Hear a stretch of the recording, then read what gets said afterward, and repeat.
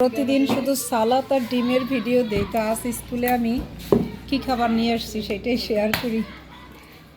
দেখেন কলই শাক, আর আজকে আমি পেট ভর্তি করে ভাত খাবো। এটা হচ্ছে কুমড়া শাক, তারপর হচ্ছে এই যে ভাত, লাল চালের ভাত এক বাটি নিয়ে আসছি।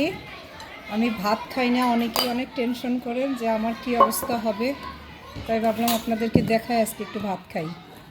আর এখানে আছে শাপলা পাতা মাছ, এটা কে কে খান জানি না, এটা অনেক টেস্টি একটা খাবার।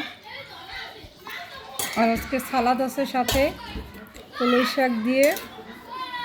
আর যে কলই শাক, এটা আমাদের বরিশালের বেশ বিখ্যাত একটা শাক, মানে হচ্ছে খেসারি ডালের শাক, অনেকেই জানেন না। এটা আমি আজকে মজা করে খাবো, এতগুলো ভাত সব খাবো।